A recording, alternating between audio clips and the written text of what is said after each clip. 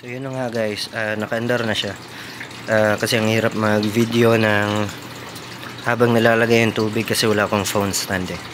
So ganito lang yan mag-operate guys. Una, i-on mo na yung fan. Tapos yung cold settings nya dapat i-on mo lang to kapag nalagyan mo na ng tubig dito sa may ibabaw. So baka sakaling magtaka kayo guys na bakit ganon, hindi na gumagana yung cooling system nya, meaning hindi na siya nagfa-function dito. Ang nangyayari kasi niyan, kapag pinatay mo to yung cooling system, titigil yung function nya dito. Kikita nyo yan. So ang proper operation nya guys, meaning kailangan i-on mo na to, tapos lagyan mo ng tubig sa ibabaw. Kailangan umapaw yan dito. So huwag nyo muna pabayaan kapag umapaw na dito. Huwag kayong mataranta, kasi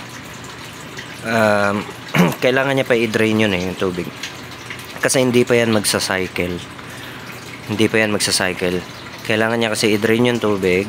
Kailangan niya ilagay sa tangke. So pag na-drain, mapupunta sa tangke. Okay, dapat bantayan niyo yung level ng tubig. Dapat hindi ka umabot sa may, dapat hindi siya susobra dito. Dapat nandito lang siya, nandun lang siya sa gitna para i-maintain lang, para hindi mag-overflow at maiwasan yung mga leaking. So ngayon, kapag na-drain niya na yung tubig dyan, hindi pa yan mag-function kasi yung tubig sa hose niya, hindi niya pa yan masacycle kasi kailangan niya higupin yung tubig sa baba. So kung mahigop niya na yung tubig sa baba, siguro hindi niya pa yun kaya iluwa dito sa may taas kasi parang nasa gitna lang siya ng hose. So mangyayari, kapag nilalagay mo na siyang tubig, obserbahan mo lang, kasi meaning yan, kailangan mo pa siya refillan ng tubig ulit hanggang magsalubong yung tubig na hinihigop niya galing sa baba papunta dito sa taas. Kapag nagsalubong na yung dalawang tubig galing sa taas at saka sa baba, doon lang siya magsa-cycle. Okay? Tapos ang kailangan yung ma-achieve dito is dapat nag-overflow siya ng ganito. Ganyan. Kita niyo. So nag-overflow siya para ma-cycle niya yung tubig papunta sa baba sa tangke, pabalik dito, para hindi ma-interrupt yung proseso na itong hindi ko alam anong tawag dito pump, parang pump siya. Kailangan yung tubig umaapaw dito kahit konti lang. Ayan. Okay. So, yun na yun. Lagyan mo na lang ng yelo. Mas importante, lagyan mo na ng yelo kaagad. Kasi yung nilagay kong yelo natunaw na Kailangan ko lang naman, naglagay lang ako ng isang plastic ng yelo. Kasi aalis na rin ako may trabaho pa kasi ako. So, nagpalamig lang ako ng konti. So, ganun lang yung proper operation niya. No? Kung halimbawang papatayin nyo siya kasi papasok kayo sa trabaho o hindi nyo gagamitin o aalis kayo, syempre i-off nyo to. no? Yung fan, ito yung pang off, ito yung sa cold settings. So kung gagamitin nyo na ulit siya, kailangan gawin nyo ulit yung ganong proseso. I-on nyo to, lagyan nyo ng yelo, tapos tubig, tapos obserbahan nyo, magde-drain yung tubig pupunta sa tangke, tapos refillan nyo pa rin ng tubig sa ibabaw hanggang ma-achieve nyo yung ganito, hanggang ma-achieve nyo yung nagfa-flow lang siya. Okay, so yung water level nya hindi kasi makita eh. So meaning yung tubig nya mga hanggang nandito pa lang, kasi wala pa dito, hindi mo makikita eh. Pero ang kailangan niya guys, dapat at least nandito lang yung tubig, hanggang dito sa gitna. Ito yung maximum nya, ito yung minimum nya. So halimbawang pinatay mo yung unit, tapos kailangan mo ulitin yung proseso, mas maigi kung i-drain mo yung tubig bago mo gawin ulit to, or gamitin yung unit, kasi ang hirap tansyahin eh, kasi yung yellow matutunaw, tapos syempre yung na-stock na tubig doon, tapos magre-refill ka na naman. Ito kasi yung pagre-refill nito halos ano eh, sabihin natin 1.5 na Coke yung bote nun, or yung plastic bottle na yun, kailangan mo ng at least mga 5 siguro bago mo ma-achieve yung ganito. So yun lang guys, maganda naman siya, nakakapagbigay naman siya ng lamig, hindi naman gaanong sobrang lakas yung high settings niya, pero mas okay ako kung naka-high lang siya palagi eh, kasi kulang na kulang yung low eh. Saka nagtataka, huwag kayong magtaka kung may ingay siya, kasi magfa-flow talaga yung tubig niya eh. Yun yung pumapasok sa loob. Yung dilaw na yan, hindi ko alam anong tawag dyan eh. Yung tawag nila dyan honeycomb, honeycomb.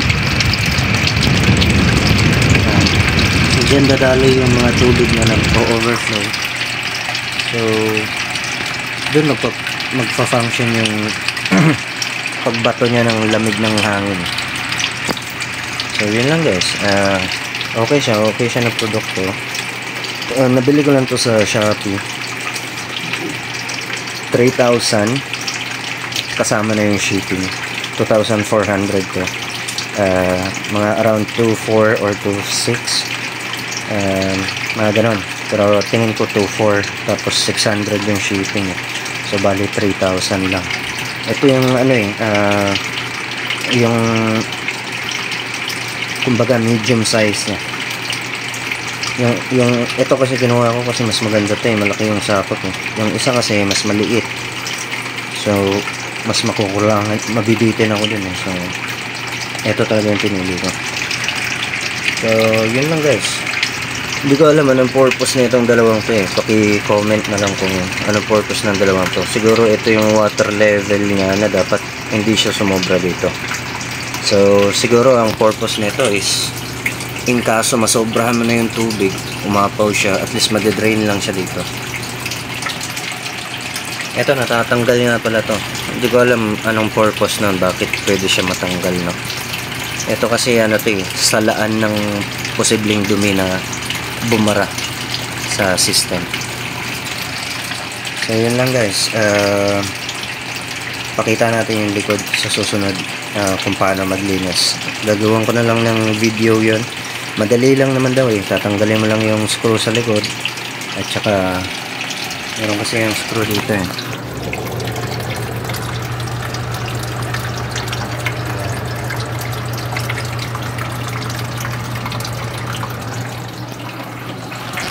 So yun yung mga screw na kailangan tanggalin, 6 na screw, tapos ma-access mo na yung buong likod.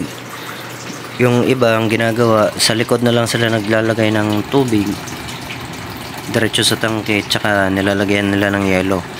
Pero alalahanin nyo guys, bantayan nyo yung tubig dito, yung water level. Idagdag nyo na rin sa capacity niya yung ano, yung yelo na matutunaw, diba? Yung kasama nga pala nito na lagayan ng yelo, nasa ref pa. Pinapatigas ko pa yung tubig na nilagay ko doon. So siguro bukas gagamitin ko yan. Tignan ko kung talagang effective siya ngayong summer na kasi. Ngayon guys is March 27. So summer na talaga, sobrang init, grabe. Yun din yung purpose ko na ito. Ang hirap kasi makatulog pang gabi kasi ako eh.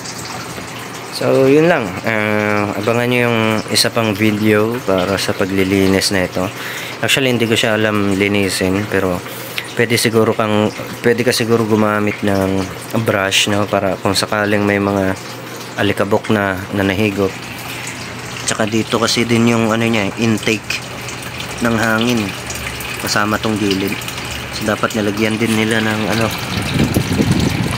ng ganon, yung honeycomb sa gilid, no, para at least maganda yung buga ng lamig. So yun lang guys. Nga pala, kailangan mo ng adapter para dito guys, kasi yung saksakan na ito is yung tatlo na flat, hindi siya bilog. So kailangan mo ng adapter. Mura lang to, nabili ko lang yan sa hardware. 2 piraso is 80 sa pagkakalam ko, or yung brand na Omni, okay na yun. So yun lang. Ito nga pala, yung settings na ito is para sa hangin yung ito, automatic yan, gagalaw.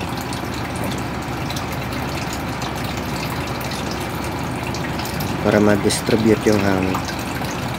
Pero ako, prefer ko nakatutok lang sa akin kasi nakakabitin.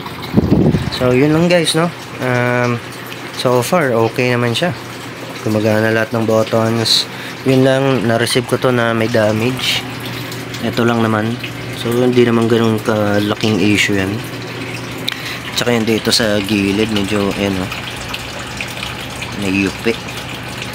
Pangit kasi yung pagka-box nila eh, diretso kasing box, tapos styrofoam lang sa taas at tsaka baba. So prone siya sa mga damage. So yun lang.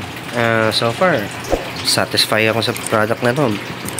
Malalaman natin yan bukas, testingin ko ulit. Maraming salamat.